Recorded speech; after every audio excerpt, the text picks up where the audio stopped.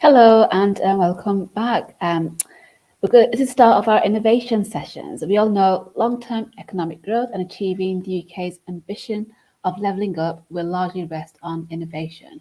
We've already seen the impact of innovation during the pandemic, from the rollout of vaccine to testing labs being rolled out across the UK, including the North. Key sectors such as life sciences and electric vehicles are already creating thousands of jobs a year across the North, while digitalisation and decarbonisation are forecast to transform our economy. Utilising the expertise in world-class universities and research-intensive global companies based in the North is at the heart of how we can create a generally widespread business culture of innovation. To talk more about innovation, we have Colin Sinclair, Chief Executive of Sciontec Liverpool and the Knowledge Quarter, who will give his insights on innovation across the North. I'll be in conversation with him in just a couple of minutes. Thank you.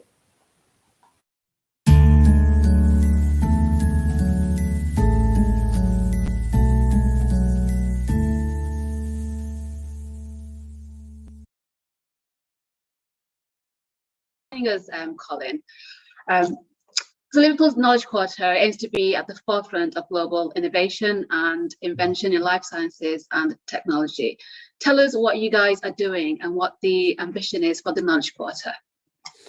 Well, we started the Knowledge Quarter now, I think it's about 5 or 6 years ago that I came over from Manchester back to my home city of Liverpool. And the initial idea was to create a world-leading innovation district and to try and do that by disrupting the market a little bit, challenging the norm, only doing what was world-class and really focusing on what were Liverpool's key differentiators. And a lot of those go back to history. Liverpool was a global port and therefore, had the world's first school of tropical medicine. And that then led to Liverpool nowadays being regarded as a world leader in infectious disease research. So, I think the Liverpool story is very authentic, and the Knowledge Quarter is unusually a huge part of a city. It's half of Liverpool city centre.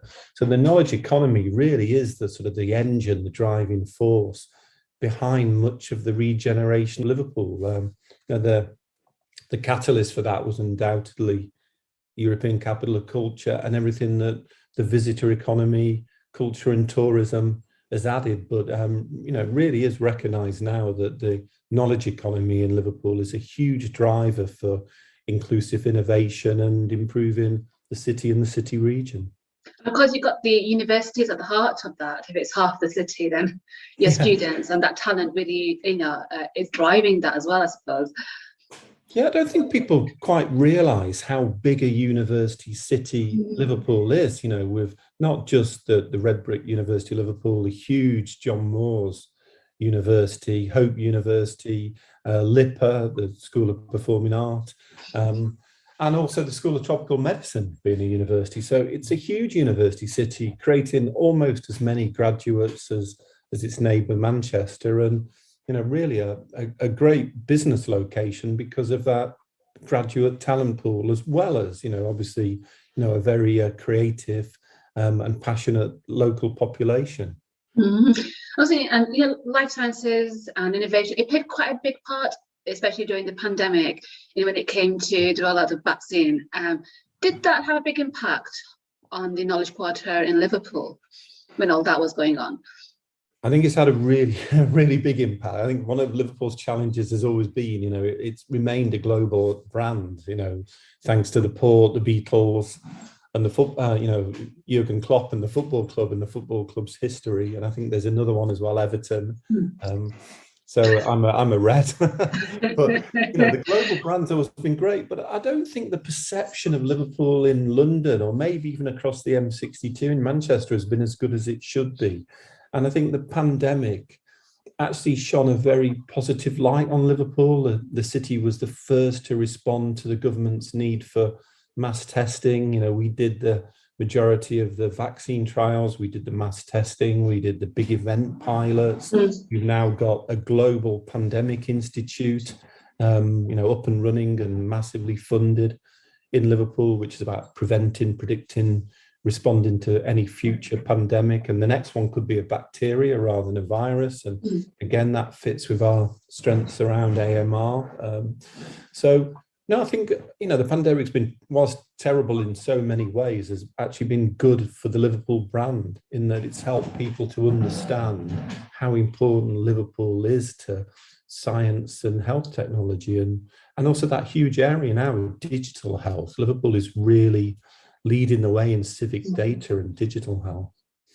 And I guess let's not forget, the economic impact on that in Liverpool, because that means more investment, more job creation, and all round, I guess, pretty good news for the city region. Yeah, I think we'd be honest, and I'm sure the Mayor, Joanne Anderson, and the Chief Exec, Tony Reeves, would, be honest and say that there's still much to do in Liverpool, and we want to be at the forefront of inclusive growth and, building strong neighbourhoods and communities and improving health outcomes and housing aspiration. But, the whole focus on health in Liverpool has clearly helped. And Paddington Village with the Spine, the Spine is an icon for the new Liverpool. Who would have thought that Liverpool would have such an amazing building? I don't think there's a better building than the Spine anywhere in the UK at the moment. It's one of the world's healthiest buildings. It stands out from the landscape as a sort of a beautiful icon of the new Liverpool. And we're all really proud of that. And of course, the occupiers of that building are all health related. So really important. Yeah. So something that you started, 5 years ago is really coming to fruition now, isn't it? A lot of development has happened. Yeah. You can see the changes that are taking place in the city from what you started 5 years ago. Well, before we started this call, we had a quick chat, didn't we? And we talked about the importance of working with brilliant people in your team. And, I'm very lucky that I do work with amazing people, not just the Knowledge Quarter team and the Sciontec team, which is our development company spin out, and our shareholders, the City Council, the universities, the hospitals, Bruntwood SciTech. We have a really good expanded team, as well as the team that's based at Liverpool Science Park. But we've also had a brilliant chair. She's stepping down now, Professor Dame Janet Beer, but Janet has chaired the Knowledge Quarter and until now Scientec. And I think having a strong leader with a vision makes it so much easier for someone like me. If you get backed in what you're doing and you get empowered to get on with it, it makes such a difference. So yeah, it's a lovely place I love Manchester. Manchester's my home city too. But the people we work with in Liverpool are amazing, and that's made a big difference. Yeah. Can I ask about Manchester? I think Manchester's got, its innovation district, and Liverpool's not, well, to me it's just down the road really, but there's a lot of collaboration that's taking place between the Knowledge Quarter and Manchester's Innovation District, because, as a region, we all work together. We're all working towards, one goal. And, are you doing a lot of that at the moment? Yeah, and we want to do more. I think it's such a great proposition when you put Liverpool, Manchester and Cheshire together. And if you look at that in global terms, if we were ever going to level up and compete with Oxford, Cambridge and the South East, then Liverpool and Manchester, Cheshire have to work together and be seen as one. It does help that, we work with Bruntwood, who are strong across all those cities. It helps that the School of Tropical Medicine work with Alderley Park and don't just work, in a little bunker in Liverpool. And I think that collaboration across the cities, but also, I count key parts of Cheshire, SciTech, Daresbury, Alderley Park in that too. That sort of cross-regional collaboration is going to be really important, because together you're so much bigger, aren't you? The sum of the parts is greater than everybody's individual efforts. And I think the Northwest, does really well collaboration. In London, we've got the UK, London, Cambridge, we've got the UK Innovation Corridor, and then we've got all that's happening in the Northwest. How do we see those two, especially because of levelling up, those two sort of linking in? Is that something that's in the pipeline, or is it ever going to happen? If we're serious about levelling up, that's surely something that should be on the cards. It should. I think the city region mayor have helped a lot, and having Steve Rotherow and Andy Burnham, has made a real difference, because we have that the government certainly, has has looked at city regions and that kind of devolution as a key part of levelling up. And so I think we have a voice. I think we need to see more happen from levelling up. I think it's great that Manchester looks like it's got sort of an innovation deal. I think Liverpool needs the same. I think we've done amazing things in Liverpool, but we've kind of had to do it on our own. You know, we've had to almost prove and create an evidential base for Liverpool's ability in infection, disease, health, materials, chemistry, data. You know, we've kind of gone out and done that. And now I think the government has an opportunity to say, okay, you know, come on, Liverpool, you're proving you can do this. Now we'll give you the support so places like Liverpool, Manchester, and other northern cities can properly, not necessarily compete with the South, but work as complementary propositions to the South. I'm a big believer in the need to differentiate between cities. There will always be complementary strengths, as they are in, say, antimicrobial research between Liverpool, Manchester, Alderley Park. But you should also pick out what's really strong about your particular city or region. And I think some specialisation is important as well. But I haven't got a long way to go on levelling up, but I hope the government is serious about it and that the investment follows. And it's not just investment in science and research and health, but you need investment in transport and infrastructure as well, because we've all got our stories about those horrendous train journeys across the north. And I think all of that needs to, you need the infrastructure to be able to deliver the vision. Yeah, absolutely, absolutely. And, you know, just looking ahead at, 2022, the next couple of years, what can we expect from the Liverpool Knowledge Quarter? Also exciting, things are happening in the pipeline. Are you able to tell us? Hopefully a lot of really brilliant surprises. As I said to you again earlier this morning, we never stop work. I'm very lucky that the team, don't give up, they don't quit, they don't stop when things get difficult, they don't see deadlines as impossible, they just meet them. So we're working on lots of brilliant stuff. We've not formally launched it yet, but people know we're going to build another building next to the Spine at Paddington Village called Hemisphere. So the Knowledge Quarter spin-out development company, Sciontec, are going to develop that. That's going to be another 120,000 square foot, solely focused on health and innovation. We're continuing to invest massively in Liverpool Science Park. We hope to do the same soon with the Sensor City building.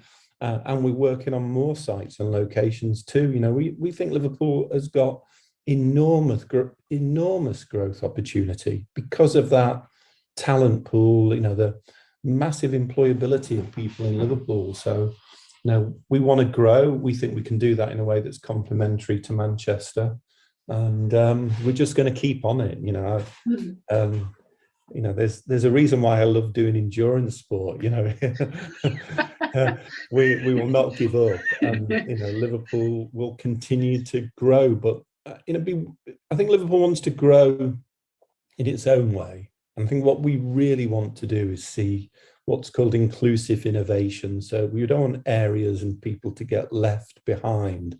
So there was a story today I was reading on Twitter, about the work that's gone on in the Knowledge Quarter in terms of apprenticeships for ex-prisoners, and I think you really have to think about what does this do for everyone, and not just the great university graduates and not just the top business people. That's where we want to be. Absolutely. Talk about levelling up. It's not just about north-south, it's about making sure everybody's city region is part of that journey, and you guys seem to be, in the right direction with that. Well, thank you so much for your time, Colin. That was really interesting and really excited to see what's happening in Liverpool, and I can see the changes every time I drive down. So really exciting times, and thank you.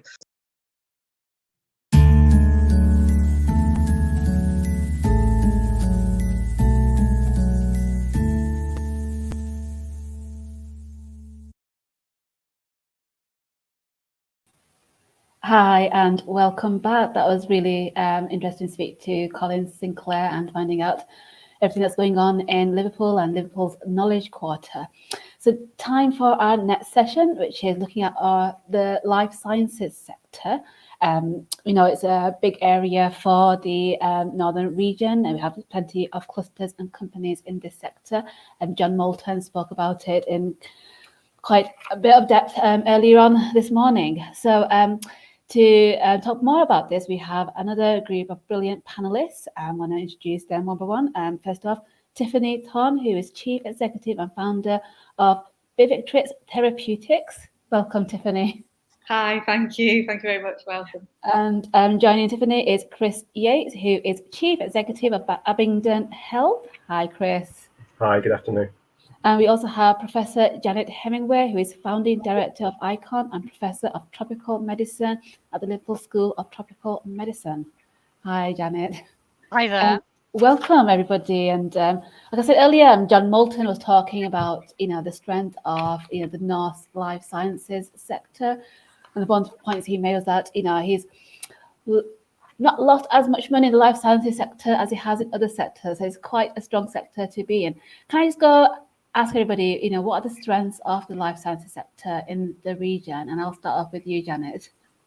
So we know from the science innovation audit that was done a few years ago in the Liverpool City region that infection is really strong in the Liverpool City region, but it's also strong more broadly. So Cheshire and Warrington also have a very strong concentration of companies working in that area. So if we actually look at the research and development activity that's going on at the moment, that is already worth about £2 billion a year to the local economy. There is nowhere else in the UK that comes anywhere close to that. So I think we've got a great innovation hub that's there. And I think there's a lot more that can be done to tie those different parts together. So we become even greater than the sum of our parts. Thank you, Janet. And Chris. Yeah, I think I could point to a couple of things actually. I think that the first point is the universities. I think we've got some, fantastic universities in the region, and also we've got a ready supply of new science graduates that are the entrepreneurs of tomorrow. And then I think the second aspect I'd point to is some of the funding streams that we have available. At Abingdon, we were very fortunate to receive funding from the Northern Powerhouse, and I think some of those funding streams are extremely important for the North as it looks to promote life sciences going forward. Thanks, Chris. And Tiffany? Yes, just really to reiterate Chris's comments about the academic excellence in the region. I think sometimes it's overlooked compared to other regions, but I do think we have excellence in science in the north of England, and particularly in cancer drug development as well. I think people typically in antibody cancer drug development, where I work, seem to see, the golden triangle as the main hub, but there's a lot of excellent innovation happening outside of that region as well. And I think the North is particularly strong in that area, in addition to other regions. Right, thanks, Tiffany. And this is a question for everyone. The pandemic obviously put the life sciences sector right at the forefront, especially with the development of the vaccine and then, the COVID testing and LFTs. What was the impact of that on your own organisations? And Chris, can I start with you? Absolutely. So it had a pretty direct impact on us as a lateral flow developer and manufacturer. We have developed and manufactured COVID tests, both COVID antibody and antigen tests. And that led to an increase in employment in the region. We employed, I think, around 40 new graduates over the course of the last 18 months. I think in terms of the impact that COVID has on our sector, diagnostics going forward, I think it's twofold. I think it's empowered people to take much more control of their own healthcare. And it's also acted as really a case study for the ability to decentralize testing away from the lab and either to the doctor's office, the GP, or actually into the home as well. Yeah. What's been the impact now? Because testing is not as it was a couple of months ago. What impact does that then have on your business, Chris? So the first thing I would say actually is I don't think COVID is going away. It's still going to be an issue and a challenge, and I think we're just going to have to look at different ways of addressing it. I think antigen testing will remain. We still see a big role for antibody testing, so effectively checking your immune status, and we have a lateral flow test that allows you to do that. But I think also importantly, one of the things that we're looking at is self-testing in other areas of infectious disease. So we are kicking off, or have kicked off, projects to develop a flu self-test, a Lyme disease self-test, and a hepatitis C self-test. So we see COVID acting really as a catalyst to allow a quite significant increase in self-testing and decentralization of diagnostics. And we say that's because people's mindset has shifted in terms of how they get themselves tested, and they trust the devices now, and it's not a new thing anymore as it was pre-pandemic. Absolutely. So the first thing is I don't have to explain to anybody anymore what a lateral flow test is, and 2.5 years ago I did.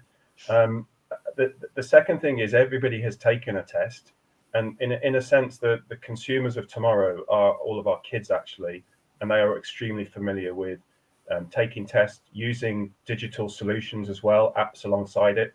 And I think certainly some of the research that we've done, for example, in the area of flu testing, is important. People are willing to do the test themselves, but they're also willing to change their behavior based on the results of those tests. So they are taking much more control of their own healthcare. And I think that's probably one of the major changes and shifts that we'll see over the next 10 years. I describe it as really as we're going to see a paradigm shift in diagnostics. And I think COVID has been the catalyst for that. That's Chris. And Tiffany, same question for you. Yeah, sure. So I think COVID impacted every business across every sector, and certainly, as an early stage drug development company, we work quite heavily with academia, and obviously our collaboration stopped. We had to close down our labs in the first lockdown. So there was, it did cause some delays to our ability to progress the molecules that we're developing. But on the upside as well, we were able to leverage future fund support, which enabled us to really take the company to the next level. So we use that funding and that support to help us on our journey to actually IPO the company on the AIM market. We completed that last August, and that's really sort of changed the momentum in the company. We've gone from being an early stage SME in the north that's receiving funding and moving programs along at a steady speed to really ramping up our development, and we've increased our size by 100%, which sounds like a lot, but we've gone from 4 employees to 8 employees. So we're not a big company by any means, but we can move these molecules along now much faster. The other thing it's done for the sector in general, and particularly speaking from antibody drug development, is due to the pressures of COVID, manufacturing groups have now effectively shortened the manufacturing timelines to GMP material. So we can now actually look to get our drugs into the clinic, into patients in half the time that they were quoting before the pandemic. And that, for a drug development company, obviously there's multiple hurdles to go through. It's a timely and costly exercise. So to get drugs into the patients, particularly in unmet needs, where we really need to increase that time to market, I think that's been a really positive impact. Sounds like a bit of a game changer for the industry. Definitely. And then just to speak to Chris's point, Chris, you mentioned lateral flow tests. Everyone talks about PCR testing now. Nobody ever knew what that was outside of the lab before. People know what antibodies are. So it means that I think the public in general are a lot more aware of life sciences and what we can actually contribute to building better healthcare systems going forward. So I think that's really positive impact of the pandemic. Yeah, important that people understand the language around that, which they probably wouldn't have, previously. And Janet, same question to you as well. So it's been a really busy time for us, as you might anticipate. We'd already been thinking pre-COVID about pulling together platforms to tackle infectious diseases, to get them through to market faster, cheaper and quicker than we do already, because it was blindingly obvious to us pre-COVID that you could do that. And we're in fact in late stage development of a consortium of academic, NHS and industrial partners to be able to do that. We bid for a government Strength in Places programme just before COVID hit, and we got that, which was 18.6 million of government money. We were supposed to leverage that over the course of 5 years to 120 million, operating the platforms that we had developed. In fact, we have within 18 months leveraged it to 200 million already. We've got over 400 companies working with us. We've actually helped companies get 12 new products through to the market to patients or people. And that's actually 2.6 billion units of products that we've actually got to various populations over that time period. We already had 22 Cat3 spaces, and we had expertise in virology, albeit working on different viruses. And so we were immediately able to pivot those over to working with COVID and ended up in huge demand for that. And so I think what it's done is showed that we had expertise that was able to handle pretty much any infectious disease that you might be able to throw at it, and bring that expertise to bear in a really collaborative fashion. But I think it's also changed the landscape now in which people think about infectious diseases, because like a lot of the people, my fellow panelists here, when I started talking about infectious diseases, certainly in the UK, most people thought, oh, you're talking about malaria, and that's a disease kind of over there. We don't need to worry about it. I think everybody now understands that infectious diseases are everybody's problem. If you get an epidemic, then it's going to hit multiple countries, but a pandemic is going to hit everybody. And we need to be prepared to be able to handle that. And we need not to slide back to doing things the old-fashioned way for infectious diseases, but I think for other drugs, diagnostics, and vaccines for other diseases. We know now there are actually better and more effective ways of doing that.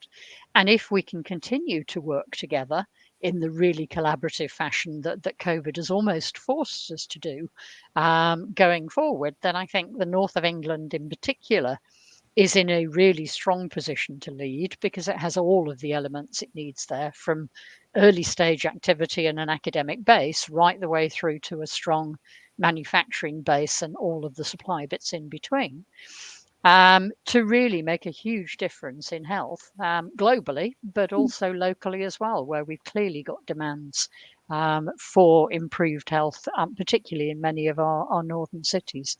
So it's been an interesting time. A catalytic time in many ways, and something that we need to build on going forward. Yeah, I mean, Janet, you mentioned the word collaborative quite a few times, and Chris, you mentioned that as well. And and the North does that pretty well, I think, especially in places like Manchester and Liverpool, for example. And Colin touched on it in the previous session. Do you find that because we've got the Knowledge Quarter in Liverpool, for example, we've got the Innovation District in Manchester, that we have that ecosystem to support companies like your organizations to do that sort of great kind of work and collaborate and bring products to market sooner?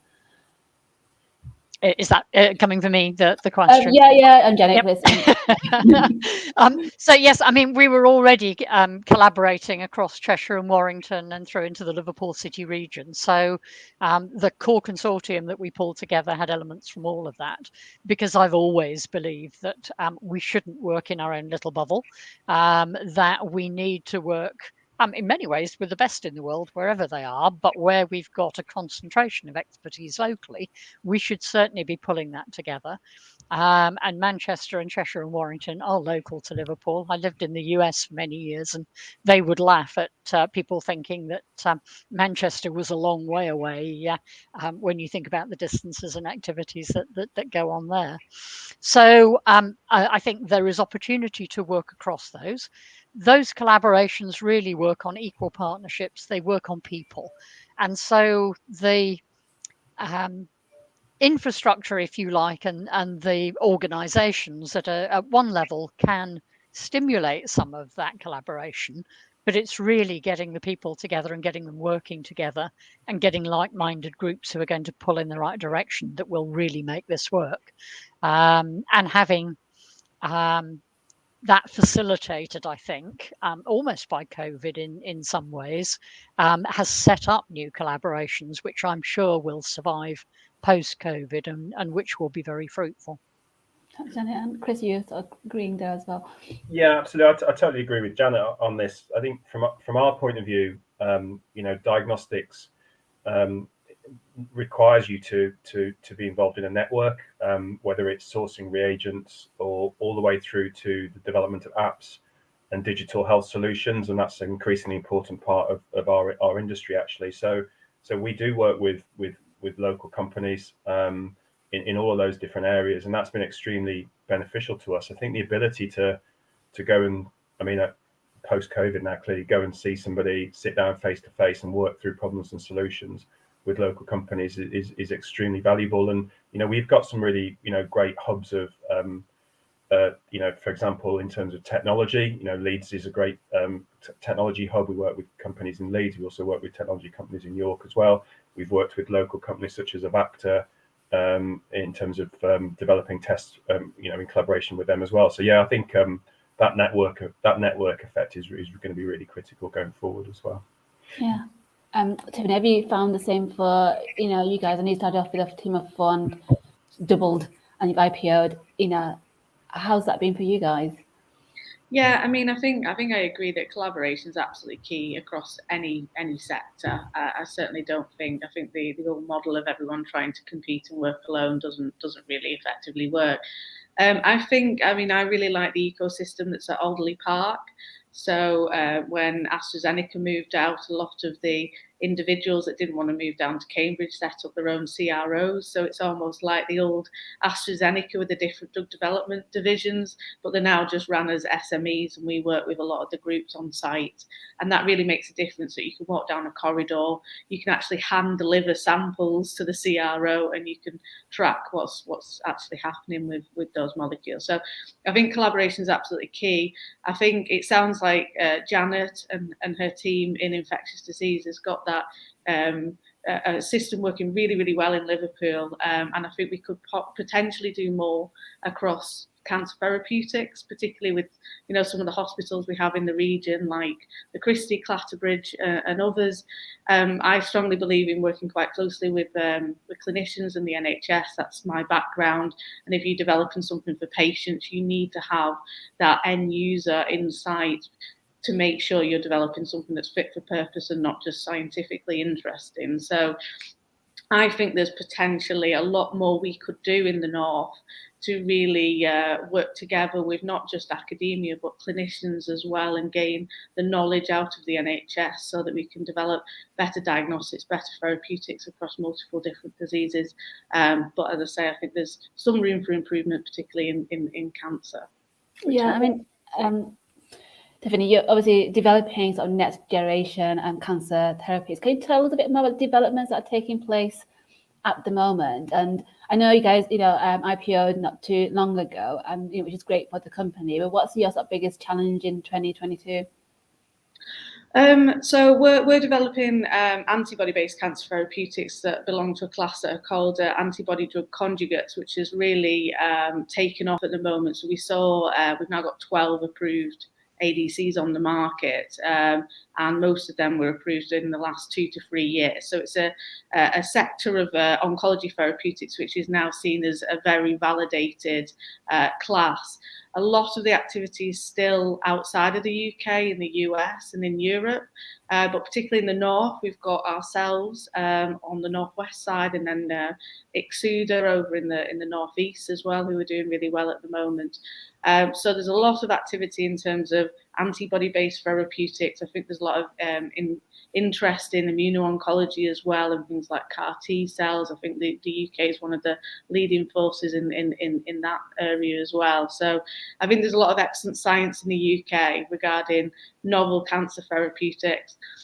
I think one of the biggest hurdles we face as a drug development company is the amount of capital you need to develop these really expensive drugs, and the length of time. Obviously, you need very patient investors. It's high risk, high reward. And I think one thing that the US seem to have got really, really well is that their investor base, a lot of the time, are willing to take those risks. And they're also equally quick to shut down something if it's not working. I think we've got a different environment over here in the UK. We're a bit more risk averse. So I think that maybe not the biggest challenge for 2022, but the biggest challenge for cancer drug development companies, particularly in the north of England, is access to funding and knowledgeable investors that understand that journey, understand how much that might cost and the time involved, and willing to be patient and supportive, but equally stop investing in technologies that are proven to not work, so that we can move on to something that might be more beneficial for patients. Yeah, that makes sense. And Chris, have you found the same thing? I mean, do you feel like the pandemic is maybe changing investors' perception of the sector, and there's more interest than maybe pre-pandemic? Yeah, I think it's a bit of a double-edged sword, COVID, if I'm being honest. I think COVID was seen as a significant opportunity for diagnostic companies, it's fair to say, but I think it's been a pretty volatile kind of picture over the course of the last 12 to 18 months. You can look at PCR testing or lateral flow testing. Most of the lateral flow testing in the UK was free, provided by government and sourced from overseas. So that's been a challenge for us, as a business. I think there's been a lot more. I think the profile of the sector has been raised, and I think, as I said before, I do firmly believe that we are in the midst of a paradigm shift in healthcare and the decentralization of testing, and I think lateral flow has a big role to play in that. It's part of the solution. There are other aspects such as the digital side of things as well that need to come alongside, but I think the long-term prospects for the industry are really favourable. I think we're just in the midst of a bit of volatility as we come out of COVID, and obviously with the situation, in Ukraine as well, creating more issues. So, but long term, I think diagnostics is in a very healthy place.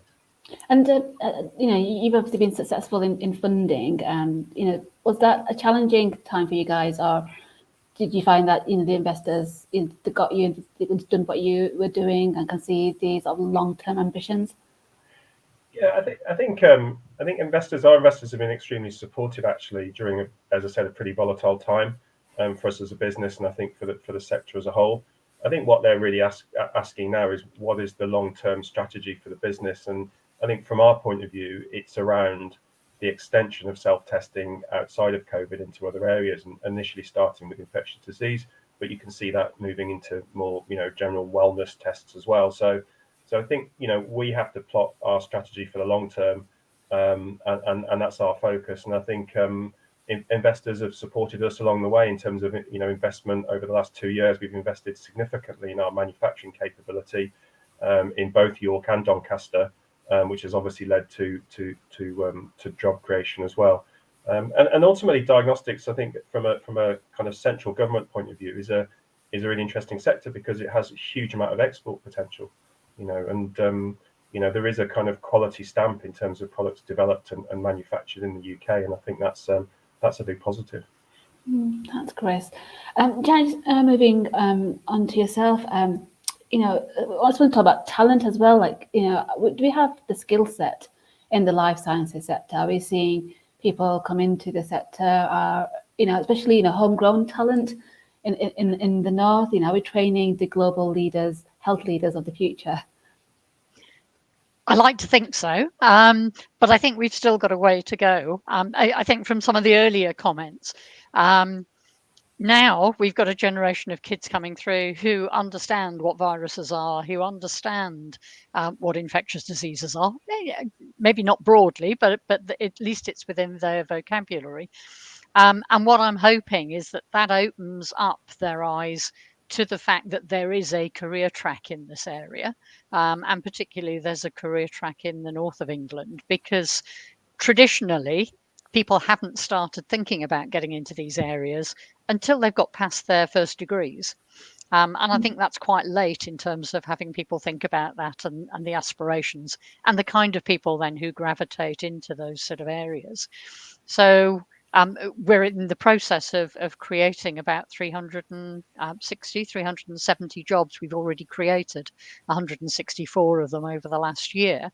But we would love to be able to have the workforce locally to fill those jobs as we create them and grow. And so alongside the actual R&D activities that we're doing, we are just about to set up a very big capacity and workforce development program. Not doing that all ourselves, because I think there are lots of elements of that around that different organisations are offering. So what I'm trying to do now is coalesce those together so that we get a real hub for that capacity and workforce development that can look at everything from school age kids to get them into the system to those entrepreneurs of the future at whichever point they pop out of the system. So some of them, are late in their careers. Some of them think about that as at their university. Some of them are even thinking about that as they come out of school. So we want to be able to capture those individuals at the right point. We want to be able to nurture them, and we would love more of them to come into our sector. And so if there's a welcoming environment there that's supportive, I think that has to bode well for the future, and something that all of us collectively across industry and academia and government should be working together to actually make sure we get right, because that really doesn't belong with any one sector. It's in everybody's interests to make that work. Absolutely. And, Colin Sinclair mentioned this, inclusive innovation. And that's all about making sure that, everybody in Liverpool, for example, is part of that journey. Chris, Tiffany, what about, talent? Chris, you said that, you've actually employed a lot more new people over the last year. Was that easy? Was it a challenge? Was the talent there? And I think there's a lot of competition now for talent, and I think it's been a brilliant thing for our company to be able to bring in some fantastically talented and enthusiastic people. Recent graduates from local universities, York, Leeds, Sheffield, and that's just been had a major impact on our business, and it's been great. But it is fair to say that the job market has been extremely tight actually. So it has been challenging to recruit because these talented people are in significant demand actually. And Tiffany.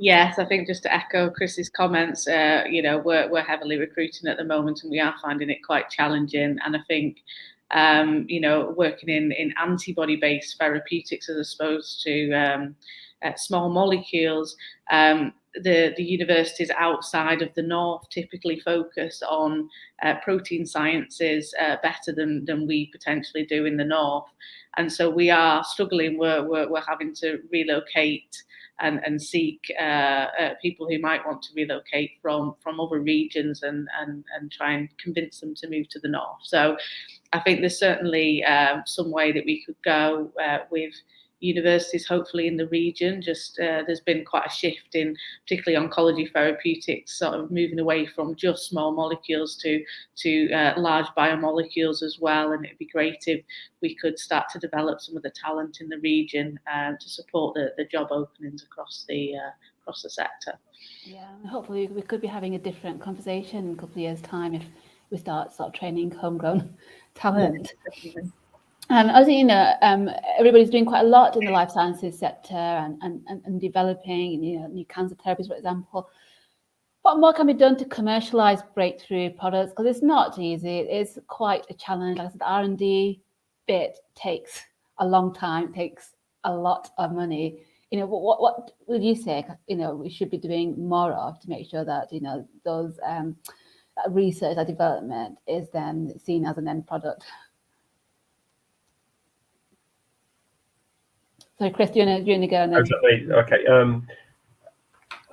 I think it's probably back to one of the points that Tiffany made earlier around the capital. I've been involved at Abingdon since the start, 14 years ago, and we've gone through various Series A, B growth capital rounds. And I think having some level of joined up thinking along the way in terms of investors that are able to follow their money through the different rounds, I think would be extremely valuable and helpful. And I think healthcare companies are capital hungry. Therapeutic companies, as Tiffany mentioned, are capital hungry, and I think that is a challenge actually.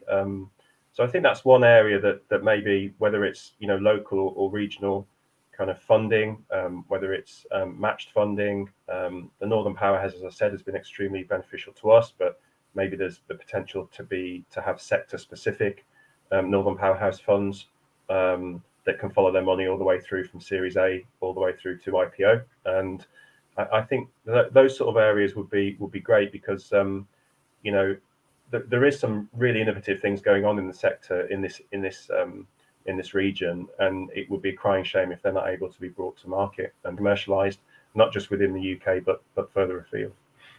Thanks, Chris.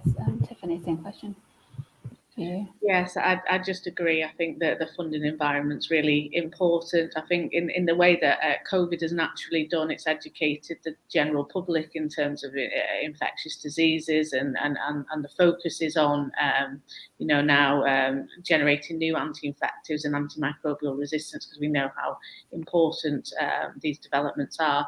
I think if we could look to educate people and bring them up to speed. And this is not just obviously specialised investors are well aware of drug development timelines, but I think it's really important that the general public are aware as well, that we discuss, what these molecules could be capable of delivering, but how long it takes to get there, and what are the costs involved, just so that everyone's going into these companies with an open mind. And I think, as I mentioned earlier, and it'd be great if we could change our risk profile a little bit in the UK, because these molecules are costly, and therefore you do need to be on board with that high risk, high reward scenario, and be patient as well. So as Chris mentioned, match funding or additional support that would just help investors on that journey, I think would be absolutely key. Thanks, Tiffany. And Janet, what would be your advice in that area? Because you've obviously, done quite a bit in this, especially, I think you said you had a busy time the last 12 months. Yeah.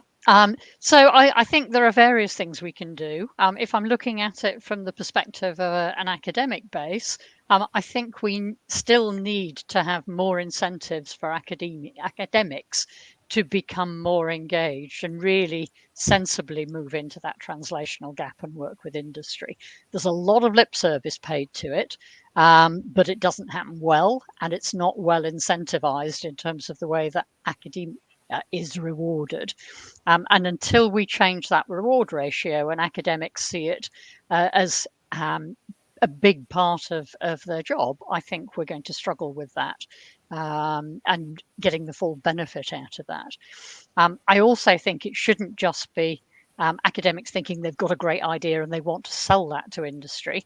I think there's a lot of problem solving that could be done from the academic bases that we've got, by getting those groups working more closely with industry. And that's largely what we're trying to do with the ICON program, but it's unusual. And what we've demonstrated already, I think, is if you do it and you do it well, you open the floodgates and the companies see the benefits and they're coming back to us time and time and time again. And you've got something that works there when you see that. But I think if we can build on a model like that, we can really sort of drive something seriously in the north here that really is a joined up ecosystem, rather than talking about it being a joined up ecosystem, but really it's still sort of no more than the sum of its parts if we're not careful. How do you think we're getting there in terms of having a more of a joined up ecosystem? And more than, we're definitely, cities and regions are talking more to each other in general anyway. But do you think there's still a lot of work to be done? I think there is still work to be done. I think we're getting a reasonable way down that track. But when I think of how much more could be done, I think we're really just at the start of that journey. And that's exciting, because if you get it right, the economic benefits that are going to come to the cities and the regions and the companies that get involved with that ought to be huge. And it's in everybody's interest to do that. So I think we've now got the goodwill there to be able to do that. I think there is a little bit of a blueprint there from what's been going on with COVID and some of the other activities. And it's up to us all now to foster that and really make that work and get the engine sort of really turning for everybody's benefit. Right, thank you, Janet. Well, that brings us to the end of this session. It's definitely been interesting, and I've definitely learned a lot about the life science sector. It's a strong sector. It's doing really well in the north, and exciting things happening in this area. And I'm sure I'll be hearing more from Chris, Tiffany, and Janet. In the course of 2022. So thank you all for your time and sharing your insight with us today. It's been really interesting. Do stay with us because we have got one more session in this area. I'll be speaking to Martin Kearney, who is Technical Director at Sheffield Forge Masters. It's a company that has long heritage in Yorkshire. Recently acquired by the Ministry of Defence, Sheffield Forge Masters plays a key role in the UK's defence supply chain. Can I introduce Martin Kearney? Hi, Martin. Hi, Selina. Thank you for that. Well, welcome and thank you for joining us. I believe you will be doing a short presentation first. Yes, if that's okay. That's fine. I should That's great. point out my title is Director of Capability and Innovation for Clean Energy. I was previously Technical Director. Right, I see. My apologies, Martin. No problem at all. So this talk is really around innovation in the north, but in particular, I will focus on Sheffield Forge Masters as a northern company. So next slide, please. Okay, so just a quick outline. So I'll introduce the company. I'll mention a little bit about the acquisition by the MOD, then focus more on research and development and innovation, as I sort of feel like, certainly for our sector, we can't really distinguish one from the other. And then I'll just put a few summaries together, and then we can have any questions. Next slide, please. Thank you. So we are a highly specialized company that manufactures both large and complex steel castings and forgings for pretty demanding engineering applications. Next slide. We're based obviously in Sheffield and in the north of England, and have around about 600 staff. All manufacturing is done in Sheffield, so there's no outlying groups or anything like that. It's all focused in North Sheffield. There's around about 100 graduates of those 600 staff, of which 16 of them are PhDs, and they're mostly in the research and development sector, but there are one or two elsewhere. Importantly, we have about 60 apprentices at any one time going through their apprentice training schemes, and they are really critical to the company. They are part of a approximately 25-year program of rolling intake, which really means that a lot of our managers and senior managers, and indeed execs, have gone through that system, sort of joining the company at sort of a 16-year-old from a local school and working their way through.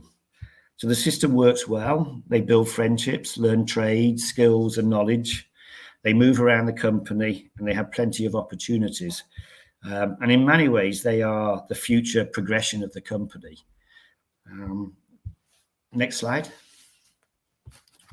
So this is our site map. It's a 64-acre facility. It has a melt shop to the bottom left-hand side, two large machine shops in the middle, and then the largest foundry in the Western Hemisphere, and a largest forge in the UK. So it's a big setup that we have. Unfortunately, it's not in the best location because it has a river running through it. So the River Don meanders right through the middle of it, as does an arterial road linking the city centre to the M1 as well. So there are logistical difficulties within the site, but the site has been there for nearly 200 years and is not going to change. So we are where we are. Next slide. So around about summer last year, you might be aware that the Ministry of Defence acquired Sheffield Forge Masters and put in a substantial recapitalisation plan to modernise the company over the next 10 years. this transaction was really to inject £400 million worth of investment, which will include a new forge line with a 13,000-ton press and a 450-ton manipulator. Major machine tool replacements, flood alleviation scheme, which we're already thankful for, and a site-wide high voltage upgrade because of the amount of power that we have to use. The investment secures Forgemasters' role as a sort of critical supplier to the next generation of UK defence programmes. So again, it's a good news story for Sheffield and its employees. The next slide. So this is really focusing on where we are with innovation and research and development. And I said previously, I put all three together because I sort of feel for our sector, we can't have one without the others. And if we go to the next slide, traditionally, it was quite a different landscape to how it is now. The company historically had little engagement with universities and even less with research establishments. We did very little underpinning science work, and business departments were traditionally in silos. So you'd have your sales department, your technical department, your production departments, and your finance departments, and they would never really cross-relate. And there was certainly no research and development department. So it was limited, and information, knowledge, ideas had no sort of forum for discussion or debate. So what little research we did was tended to be on the back of production orders. So they tended to be relatively small. And that was because of the expense and the time involved. So it was a lot cheaper to do it that way. And there was always the possibilities of failures that never went down well. But since then, we've been on a bit of a journey. And I think for me, I've been at the company over 30 years now. And for me, there's certain milestones within that. And one of those was in the early 90s when we moved from a quality management system, which was known at the time of ISO 9003. And we moved it to ISO 9001. And that transition was about how we managed development internally within the company, how we resourced it, how we managed it, planned it, and progressed it, and really brought it to an industrialized level. And at the same time, we were introducing lean techniques and other QA tools. We won an award from Yorkshire Forward for, I think it was about £2 million as innovative solutions for forgings. And that allowed us to bring in some research personnel. It was really the start of our research and development department. We brought in hardware, large computer capability, and software packages like Magma and Deform. And we were starting to be able to model and simulate our processes that we do all the time now to great benefit. Other things that were existing at the time were investing in people. And in terms of underpinning research, there was a program by Sheffield University called Impetus, which started to look at cross-functional research using mechanical engineering departments and electrical engineering, control engineering, and materials. And these were able then to focus on how microstructures affect the properties of steels and the performance of steels. So we were starting to get a much better understanding of things. You then had the sort of today's organizations starting up like Namtech, and that progressed into where we are today with Innovate UK and others. So if you go to the next slide, this is where we are now with, basically a dedicated R&D team, resources linked to Nuclear Industry Association, AMRC, Nuclear AMRC, offshore renewables, etc., sort of catapults, and of course BAYS is in there, and even sort of non-for-profit organizations like Invest North. All of these resources and organizations help build an infrastructure of knowledge and awareness and support. That's so important to us, really. And with the large R&D department now, we have the capability of running small in-house research projects to multi-million-pound cutting-edge research programs where we're taking the lead with other industry partners and research partners. So it's a massive change in how we do things. We have strong links with academics through sponsoring PhDs and employing graduates and postgraduates. We involve our execs on boards of the wider research community to, again, so that we know what's happening and got our ear to the ground. We can model and simulate complex processes in advance of production. And we have sort of an early engagement plan, if you like, so we get in at the start. So we can do things like design for manufacture techniques, PFMEAs, and learning from experience. So we have, as well as the R&D, we have continuous improvement departments and technology boards looking at what's on the horizon.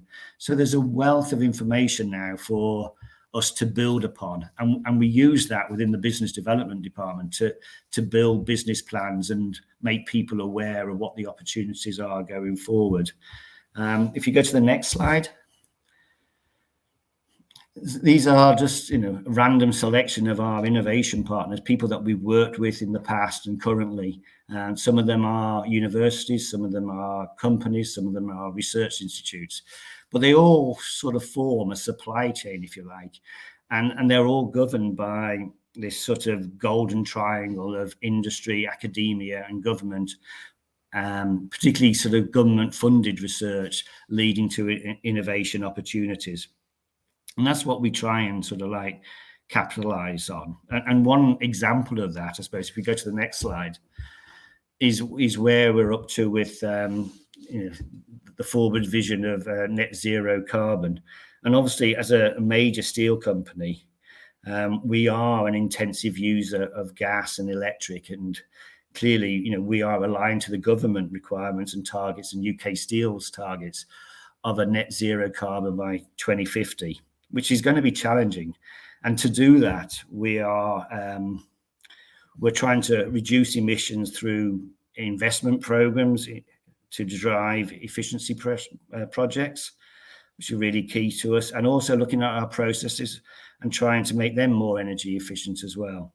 And there's interest from clean hydrogen opportunities, whether we can transfer some of our gas usage at the moment, which is basically natural gas, over to hydrogen at some point in the future, which would be tremendous if we can. But at the moment, we're just not sure whether that's going to be feasible. The other side that we see ourselves is within the net zero carbon strategy is being an enabler for both national and global effort to decarbonise. And this would be through the supply of critical castings and forgings into the renewable sector. So we see an opportunity with our history as a supplier of offshore castings and also civil nuclear as well as defence nuclear components. We see great opportunities and great synergies for floating offshore wind and small modular reactors. So both of those are very high profile at the moment. We're sort of blessed up north with the sort of continental shelf around the coast, which allows us to have quite a lot of offshore wind. But the next stage of that is going further out into deeper waters. And there's a lot of synergies there between what's required and what we have previously supplied. So we're very hopeful that we'll play a key part in floating offshore wind, just as we are with possible small modular reactors on land or advanced small modular reactors on land for nuclear clean energy. So we see great opportunities. I think for us, the big question around innovation is not so much the product. If you go to the next slide, because I think there's both synergy and a long history of supplying similar sort of products. But I think the challenge will be around industrialization and serial production. And that's what we have to really get our heads around now is how do we produce these components on a industrialization base at an affordable price. And if we can do that, we will be very successful going forward for the next 10 or 20 years, I think. So we've got a long way to go. We have the capability, but we need to now industrialize a process to give the OEM people what they require in terms of volume. Final slide, I think. So just in summary, I think I've tried to outline how collaborative research is the key for us to develop a capability and shape future opportunities. And that collaboration is with government as well as industry itself and academia. Business development plays a key role in making sure there's a sound business plan to build on whatever development or innovation we're looking to produce. Collaboration with government, particularly at the earliest stage, funding prototypes and funding development is always key. And we're not in it alone. There's a whole supply chain really that has to manage innovation and develop at the same time. There's no point one part of the organization going ahead when other people aren't actually on board as well. So I think there generally has to be a big push forward now to industrialize sort of processes for offshore and SMR reactors. Okay. So any questions? Thank you, Martin. That was really fascinating insight into the company. You answered quite a few of my questions in your